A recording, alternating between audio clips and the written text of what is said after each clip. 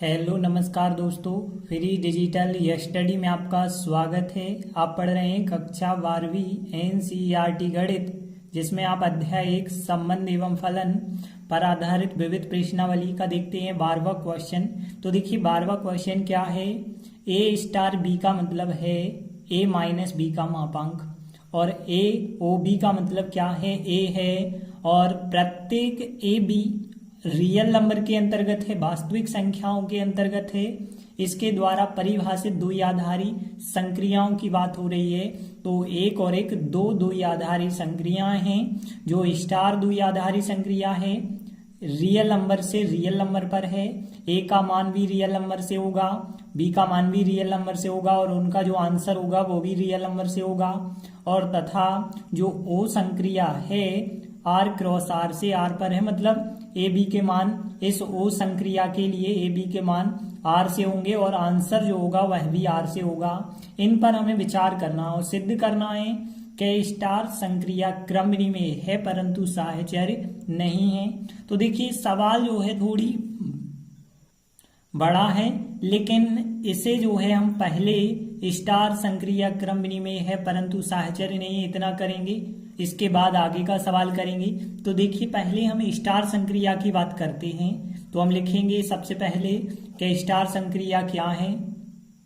तो देखिए हमें दिया गया है ए स्टार बी का जो मान है ए माइनस बी का मापांक है, और जहां पे जो स्टार संक्रिया है लिखेंगे, जो स्टार संक्रिया है आर क्रॉस आर से आर पर है, मतलब ए बी के मान जो होंगे आर के अंतर्गत होंगे और उनका जो आंसर होगा वह भी आर के अंतर्गत होगा। अब देखिए हमें सिद्ध करना, जो स्टार संक्रिया है क्रमणी में तो है परंतु साहचर्य नहीं है। तो सबसे पहले हम क्रमणी में की बात कर लेते हैं। तो क्रमणी में है या नहीं है, इसके लिए कौन सा नियम होता है हमने आपको बताया था क्रमणी में कि ए स्टार बी का मान यदि बी स्टार ए के बराबर आता है तो उसे हम क्रमणी में कहते हैं। तो यहाँ पे देखें, यदि हम ए स्टार बी निकालें तो ए स्टार बी का मतलब है ए माइनस बी का मापांक, तथा यदि हम बी स्टार ए निकालते पलट के निकालते तो बी स्टार ए का मतलब होता बी माइनस ए का मापांक। अब देखिए चाहे हम ए में से बी घटाएं या बी में से ए घटाएं तो आखिर ऋण धन चिन्ह में अंतर आएगा, लेकिन जब मापांक लगाएंगे तो आंसर हमेशा धनात्मक आएगा। तो हम कह सकते हैं कि चूंकि ए स्टार बी का जो मान होगा वो बी स्टार ए के बिल्कुल बराबर हो जाएगा। तो फिर हम कह सकते हैं अतः स्टार संक्रिया जो है वो क्रमणी में हो जाएगी। चाहे तो आप यहाँ एग्जाम्पल देके भी बता सकते हैं कि कैसे बराबर आते हैं।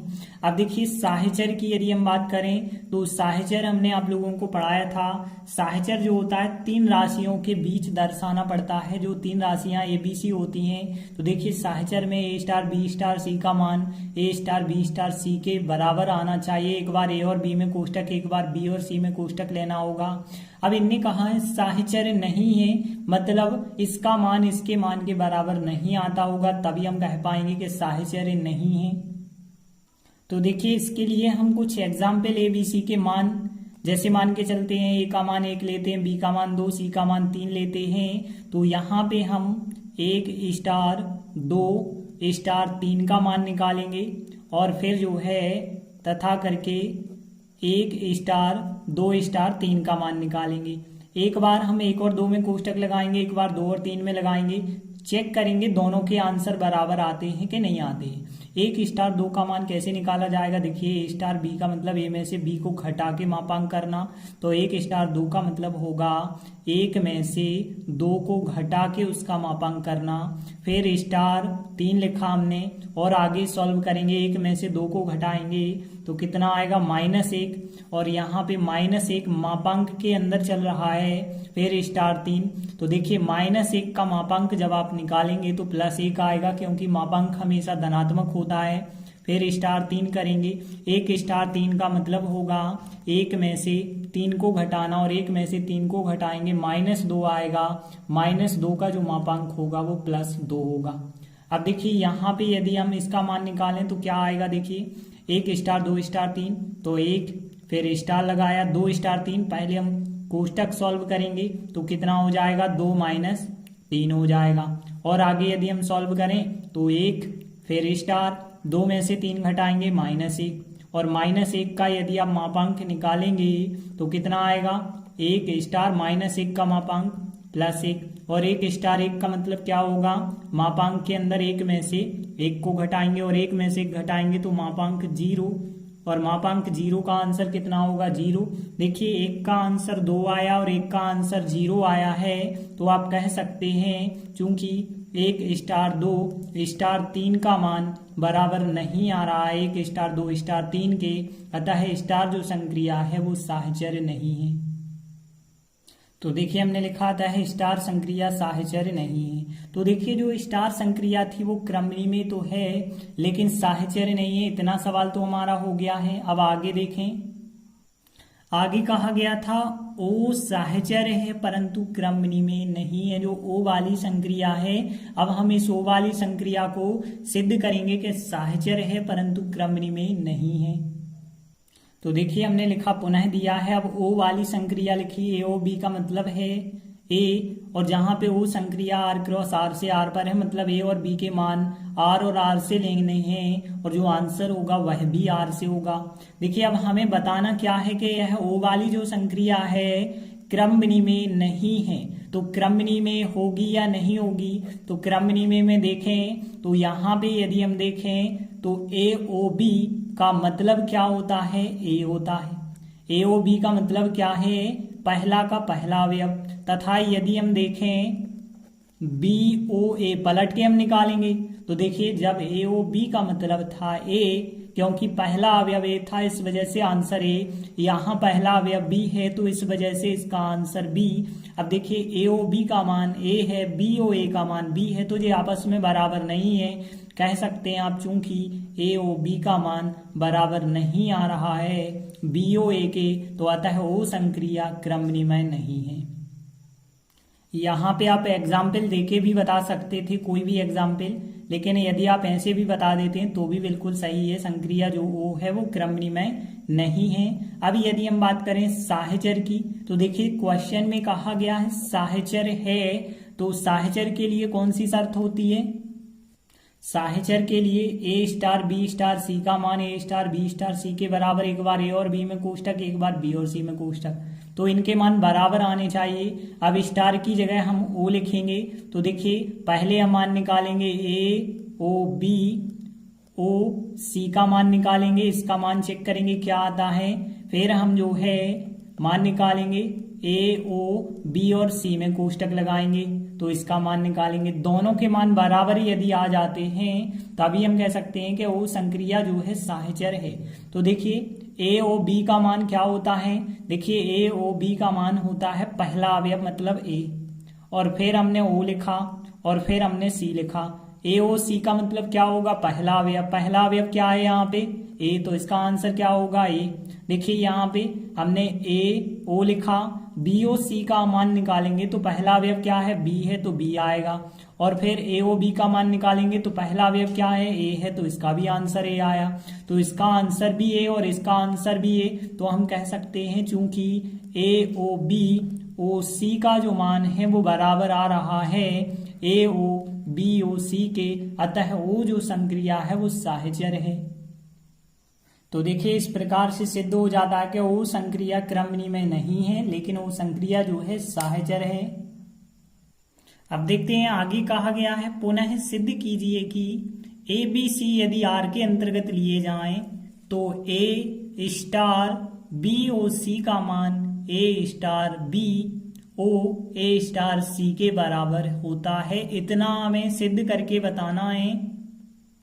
तो देखिए अब हमें जो है इतना सिद्ध करके बताना है, तो देखिए पहले हम इतने का मान निकालें फिर इतने का मान निकालते हैं, देखेंगे दोनों आंसर बराबर आते हैं या नहीं आते हैं। तो देखिए अब यदि हम ए स्टार बी ओ सी का मान निकालते हैं और देखते हैं क्या आंसर आता है, तो देखिए सबसे पहले तो हमने ए लिखा स्टार लिखा क्योंकि पहले हमें कोष्टक सॉल्व करना होता है, बी ओ सी का मान निकालेंगे। देखिए हमें पता है ए ओ बी का मतलब होता है मतलब पहला अवयव, यहाँ बी ओ सी का मतलब क्या होगा बी होगा क्योंकि पहला अवयव क्या है बी है, और ए स्टार बी का मान कैसे निकालते हैं, ए स्टार बी का मान क्या है, मापांक ए बी, तो इसका मान क्या आएगा, मापांक ए बी आ जाएगा। अब देखिए हमने जो है इसका मान तो निकाल लिया, अब हमें इसका मान निकालना होगा, तथा अब हम जो है निकालेंगे ए स्टार बी और फिर ओ, फिर कोष्टक में ए स्टार सी, इसका मान देखते हैं क्या आता है। तो यदि आप देखें ए स्टार बी का मतलब क्या होता है, ए माइनस बी का मापांक, तो यहाँ पे हो जाएगा ए माइनस बी का मापांक और फिर हमने ओ यहाँ पे लिखा। देखिए यहाँ पे कोष्टक भी आप बना सकते हैं। अब ए स्टार सी, कोष्टक का मान पहले हमें रखना होगा, तो जब ए स्टार बी का मतलब ए माइनस बी का मापांक है, तो ए स्टार सी का मतलब क्या होगा, ए माइनस सी का मापांक होगा। अब ध्यान देना, पहली संख्या ओ दूसरी संख्या, तो यहाँ पे जब हमें पता है ए ओ बी का मतलब होता है पहली संख्या, तो पहली संख्या ओ दूसरी संख्या का मतलब होगा केवल पहली संख्या, तो केवल पहली संख्या, जे रही पहली संख्या, जे दूसरी संख्या, तो पहली संख्या ही तो आंसर बन जाएगी। तो आप देख सकते हैं इसका आंसर भी है इतना और इसका आंसर भी है उतना, मतलब यह दोनों आंसर एक से आ रहे हैं। इस वजह से हम कह सकते हैं, इस प्रकार सिद्ध हो जाता है कि इसका मान इसके मान के बराबर होता है। तो इस प्रकार से सिद्ध हो जाता है। देखिए अब हमें कहा गया था इतना सिद्ध कीजिए, और इतना सिद्ध करने का मतलब है यदि ऐसा होता है तो हम कह सकते हैं कि स्टार संक्रिया ओ पर वितरित होती है। तो देखिए हमने लिखा आता है स्टार जो संक्रिया है वो ओ पर वितरित होती है। अब देखिए आगे दिया गया है क्या ओ संक्रिया स्टार पर वितरित होती है। अभी हमने सिद्ध किया कि स्टार संक्रिया ओ पर वितरित होती है, लेकिन अब पलट के हमें दर्शाना है कि ओ संक्रिया स्टार पर वितरित होती है। मतलब अब हमें सिद्ध करना होगा स्टार की जगह ओ की जगह स्टार लेना होगा।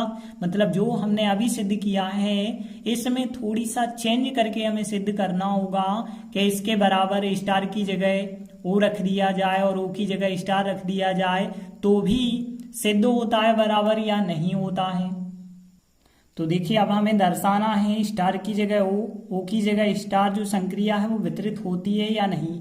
तो देखिए जो हमने यहाँ पे मान निकाला था, अब इसकी जगह हम क्या करेंगे, यहाँ स्टार की जगह ओ करेंगे, ओ की जगह स्टार करेंगे, तो फिर ए ओ बी स्टार सी का मान हम निकालेंगे और इसका मान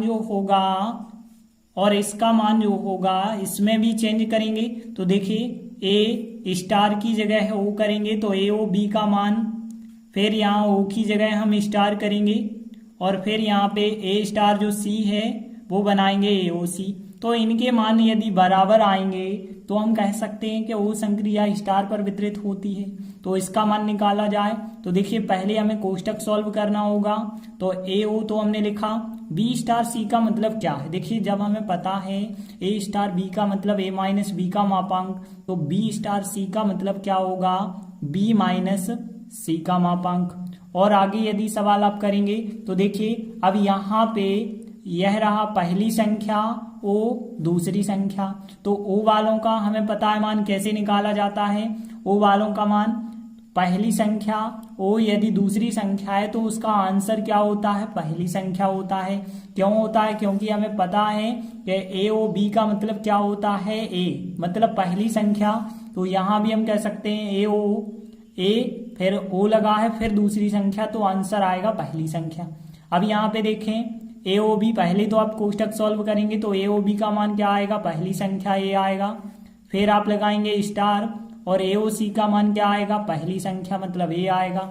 अब देखिए ए स्टार ए निकालोगे तो स्टार में क्या होता है, दोनों को घटा के मापांक लेना है, तो ए माइनस ए का मापांक आएगा और ए माइनस ए जीरो, जीरो का मापांक कितना होता है, जीरो।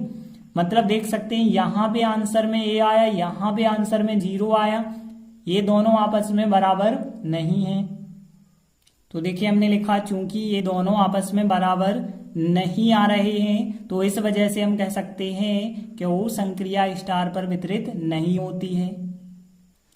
तो हमने लिखा आता है वो संक्रिया स्टार पर वितरित नहीं होती है। तो इस प्रकार से जो है हमारा सवाल सिद्ध हो जाता है। तो देखिए इस प्रकार से हमारा पूरा सवाल ये कंप्लीट होता है। आगे देखते हैं 13वां सवाल है, किसी प्रदत्त अरिक्त समुच्चय x के लिए मान लीजिए कि जो स्टार संक्रिया है px क्रॉस px से px पर है।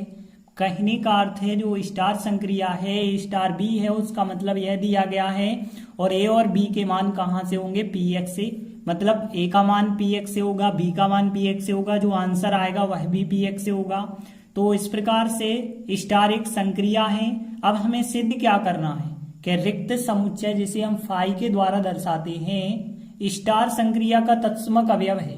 देखिए हमें एक चीज सिद्ध करनी है कि जो फाई है तत्समक अवयव है, इतना तो हमें सिद्ध करना है। फिर इसके बाद आगे जो हमें करना है वो हम बाद में करेंगे। तो देखिए सबसे पहले हमने लिखा दिया है स्टार संक्रिया px क्रॉस px से px समुच्चय पर है, मतलब a का मान हम px से रखेंगे, b का मान px से और आंसर भी px से होगा और स्टार संक्रिया इस प्रकार से दी गई है। देखिए अब हमें क्या दर्शाना है कि जो रिक्त समुच्चय फाई होता है वो स्टार संक्रिया का तत्समक अवयव है। यदि हम बात करें तत्समक अवयव की तो हमने आपको बताया था यदि ए स्टार किसी भी अवयव से यदि स्टार संक्रिया करें और आंसर वही का वही आपको मिल जाता है तो उसे हम कहते हैं कि वो तत्समक अवयव होगा। तो देखिए यहाँ पे भी यदि कोई अवयव हम ए लेते हैं और ए का यदि हम किसी ऐसे अवयव के साथ स्टार करते हैं कि आंसर ए मिल जाए तो यह कहलाएगा यहाँ पे तत्समक अवयव। तो यहाँ हमें सिद्ध करना है कि फाई जो होगा तत्समक अवयव होगा, तो हमें ए स्टार फाई का मान सिद्ध करके बताना होगा कि ए होता है। पलट के भी बिल्कुल यही बात हमें सिद्ध करनी होगी, फाई स्टार ए का मान भी ए लाना होगा। यदि इतना सिद्ध हो जाता है तो आप कह सकते हैं कि जो स्टार संक्रिया है उसका तत्समक अवयव फाई होगा। तो यहाँ पे यदि हम निकालें ए स्टार फाई निकालें तो देखिए ए स्टार फाई का मान आप कैसे निकालेंगे, तो देखिए हमें पता है ए स्टार बी का मान इस प्रकार से निकाला जाता है।